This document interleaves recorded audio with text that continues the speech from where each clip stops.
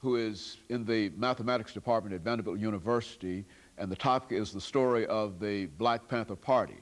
And Dr. Farley, before we had our first commercial break, you were giving us sort of a summary, an overview of the story of the Black Panther Party. And let's continue that by allowing you during this second segment to talk about the significance of that party. Why was that party important? And let's do it perhaps to talk about the social significance. I think you've already alluded to some of the things that the party was involved in, but in a more organized fashion as a mathematician, let's have you to talk about the social significance of that organization and then perhaps say something about the political significance of it. Well, as you pointed out before, there was a connection between the Black Panther Party and the Civil Rights Movement. In fact, they got their name from the Lowndes County Freedom Democratic Party in Lowndes County, Alabama. Their symbol was the Black Panther. And in fact, in the summer of 1966, there were as many as 5 different groups across the country which were disconnected, which called themselves the Black Panther Party.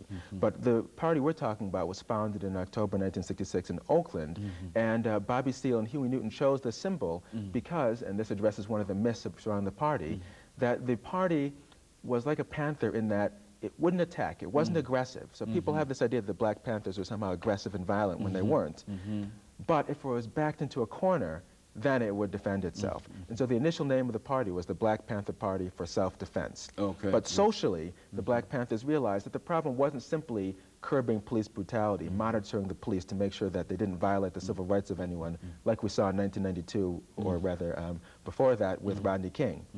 But what they saw was that there was a holistic problem that black people faced, not just in this country, but worldwide. And not just black people either, but also brown people, yellow people. The war in Vietnam was raging. We had the Algerian War, which finished in 1962. And they saw a connection between all of these struggles, and they didn't cut themselves off even from white people. They're one of the only groups, in fact, which formed coalitions with white people. And there was the Peace and Freedom Party. Eldridge Cleaver, the Minister of Information, who was viewed as some sort of demon because of negative propaganda, actually formed active coalitions, and he was the 1968 presidential candidate for the mostly white Peace and Freedom Party. So socially, what the Black Panthers saw was we wanted, and you were talking about the black community, land, bread, housing, clothing, justice, and peace. And they implemented social programs in order to achieve those goals. For example, I mentioned the Free Breakfast for Children program. They saw that black children were going to school hungry, and so obviously they couldn't learn. So what did the Panthers do? They set up Free Breakfast for Children programs. Also, they set up free schools so that black children could learn about their own history and significance, socially, politically, and otherwise, in American society and in the whole world. What they also did was set up free health clinics. They saw most people were too poor to afford adequate health care. Even today, over 40 million Americans do not have health insurance. They set up free health clinics. In fact, many of the social programs that the Black Panthers implemented were taken over by the government, even though certain forces in the government, in particular J. Edgar Hoover, the FBI director, were trying to broadcast negative propaganda, untruths about what the party really was and what it's all about, which we need to correct today.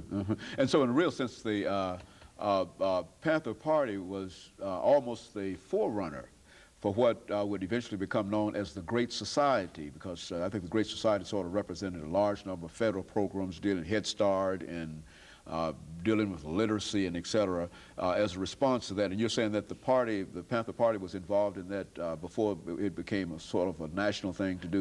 Exactly. Now, there was no direct official connection. I understand. But the programs that the Panthers implemented, ironically, the government took on. And that's why we need to correct the historical record, so people know that these positive social programs that the Black Panthers implemented, as scary as their image in the media is, these were quite safe programs. And interestingly enough, J. Edgar Hoover realized that too. A lot of people think, well, the government was against the Black Panthers because of their guns, because of their rhetoric. But in reality, there's a secret FBI memo, which is declassified, where J. Edgar Hoover says that the Black Panthers were the single greatest threat to the internal security of the country, not because of their guns, which they carried only for self-defense, but because of their Free Breakfast for Children program. He saw it as a way of propagandizing the black youth. So that's quite interesting. And I think what many people ought to recognize now, that when you talk about some of these social programs that many of us take for granted some 30 or 40 years later, that these were in a real sense revolutionary programs. The Head Start program, the food program, feeding children, etc.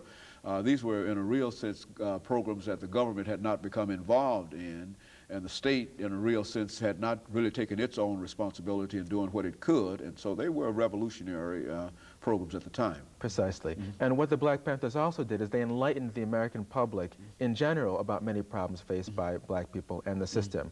For example, the whole problem of poverty. They took poor people, they gave them free groceries.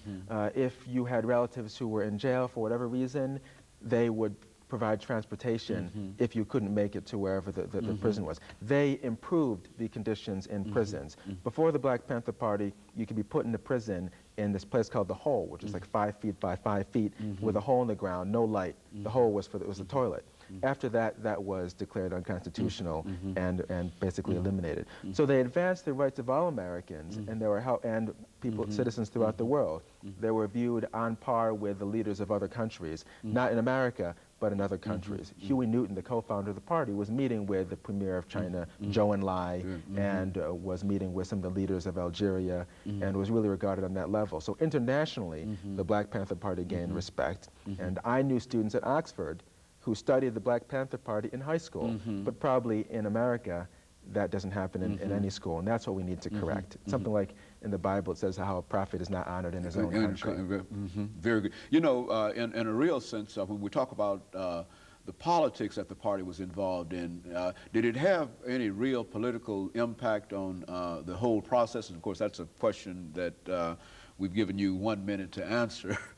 Because we have a minute commercial break, but let me interrupt you during that time, but let's talk about the politics of it. Oh, definitely they had a significant political impact, because what they did was they focused the attention of the government not on little piecemeal solutions which wouldn't work, but on the fundamental problems that black people were articulating. Because the Black Panthers, they weren't radical by definition because they articulated the needs and the desires of the people. That's what they were all about. What black people wanted, they found out and tried to surface their needs. And the government, seeing this, then stopped some of its negative policies and tried to address some of those needs, as we've already indicated with their social programs. And so they had a real political impact, even though they remain a very, very small number in terms of just numbers, and the base was not that wide, but they, in a real sense, articulated some of the things that nobody else articulated at the time in a real sense, and those that were doing so were not doing it as forceful as the party. And of course, Dr. Farley, let us take this second commercial break, and we'll be back with you following this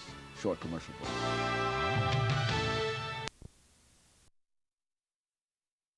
Dr. Jonathan